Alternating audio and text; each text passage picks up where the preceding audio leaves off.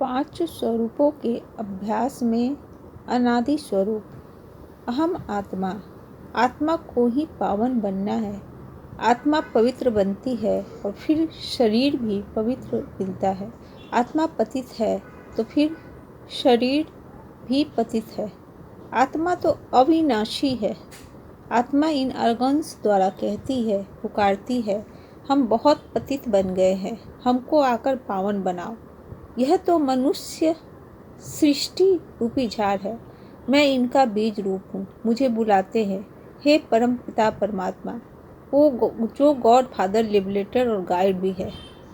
हर एक अपने लिए कहते हैं, मुझे छुड़ाओ भी और पंडा बनकर शांति धाम ले जाओ।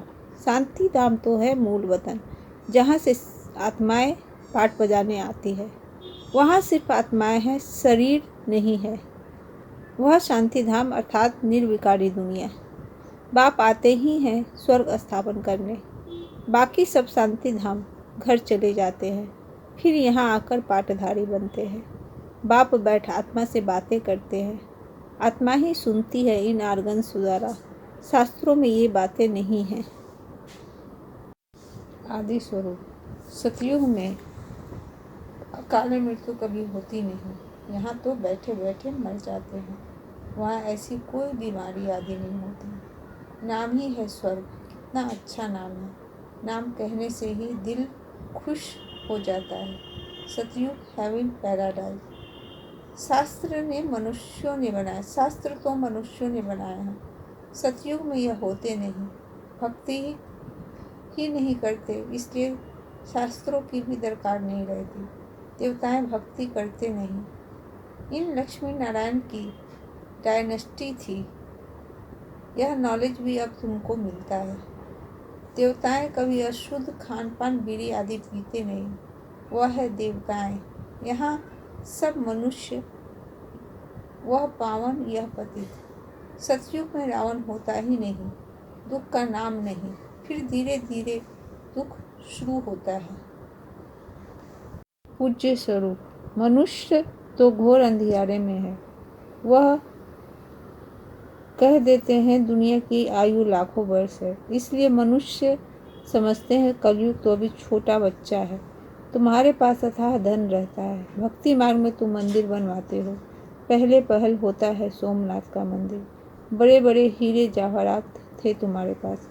राजाएं तो सब अपना अपना मंदिर बनवाते हैं, क्योंकि उन्हीं की पूजा करनी होती है।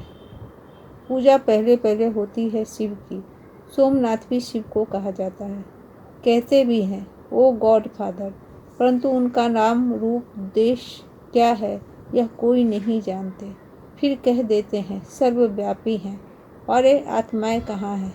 कहेंगे वह तो घट घट के वासी है, सबके अंदर है। अब हरेक के घट घट में तो हरेक की आत्मा बैठी है। शिव के ऊपर अब का फूल क्यों चढ़ाते हैं, यह भी बाप समझाते हैं। मैं जब भी पढ़ाता हूँ तो उनमें कोई फर्स्ट क्लास फूल है, कोई मोतियों का, कोई रतन ज्योति का, कोई अक के भी हैं। नंबरवार तो है ना। ब्राह्मण स्वरूप बाप तुम्हें स्मृति दिलाते हैं, तुम पावन थे, फिर 84 जन्म लेते लेते पतित बने हो, अब फिर से पावन बनो। कैसे हम सीढ़ी नीचे उतरते आए हैं। 84 जन्म लगे हैं। यह 84 जन्म है मैक्सिमम। फिर कोई एक जन्म भी लेते हैं, 1 से 84 तक है। शिव बाबा आत्माओं का बाप और ब्रह्मा को कहा जाता है आदिदेव। एडम दादा बाप में आते हैं, कहते हैं तुमने मुझे बुलाया है, हे पतित पावन आओ।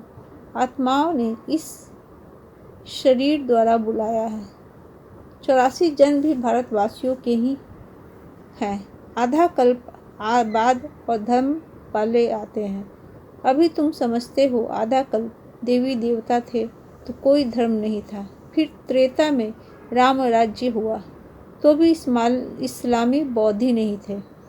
तुम अभी समझते हो कि कलयुग की आयु पूरी हुई, फिर सतयुग आएगा, इसलिए तुम और आए हो बाप से स्वर्ग की वर्षा लेने।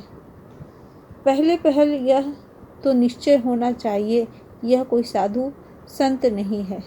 पढ़ाते हैं यही तो सिंध का रहने वाला था, परंतु इनमें जो प्रवेश बोलते हैं वह है ज्ञान का सागर। अभी तुम संगम युग पर खड़े हो और तुम राजयोगी हो। बाप बैठे पढ़ाते हैं, बाप के जो बच्चे बनते हैं वह राजयोग सीखते हैं। बाबा बाबा भी है, सुप्रीम टीचर भी है, सुप्रीम फादर भी है, तुम्हारा सतगुरु भी है। तुम सबको वापस ले जाएंगे, जिसको शिव की बारात कहा जाता है। बाप की इंसल्ट करते हैं इसलिए पतित बन जाते हैं।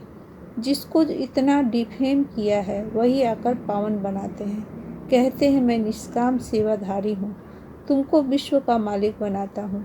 देवता बनना है इसलिए खान पान बड़ा शुद्ध रखना है, अशुद्ध को त्याग देना है। फर्स्ट क्लास फूल बनना है, स्वर्ग में जाने के लिए पूरा पूरा लायक बनना है। कर्मातीत अवस्था के लिए पुरुषार्थ करना है। श्रेष्ठ कर्मों द्वारा सिमरन योग बनने वाले योग युक्त युक्ति युक्त भव। जो श्रेष्ठ आत्माएं हैं उनके गुणों और कर्मों का मिसाल बनने के लिए सिमरन करते हैं। अपने श्रेष्ठ कर्मों के आधार पर सिमरन योग्य बनेंगे। योग युक्त बनने में हर संकल्प शुद्ध और कर्म युक्ति युक्त बनेंगे। फिर आयुक्त कर्म और संकल्प नहीं सकता। निमित्त और निर्वांछित सच्चे सेवाधारी के लक्षण हैं। आज हम कोशिश करेंगे कि 500 रूपों का अभ्यास करें 2 से 3 बार, ताकि मन में खुशी और शांति रहे। ओम शांति।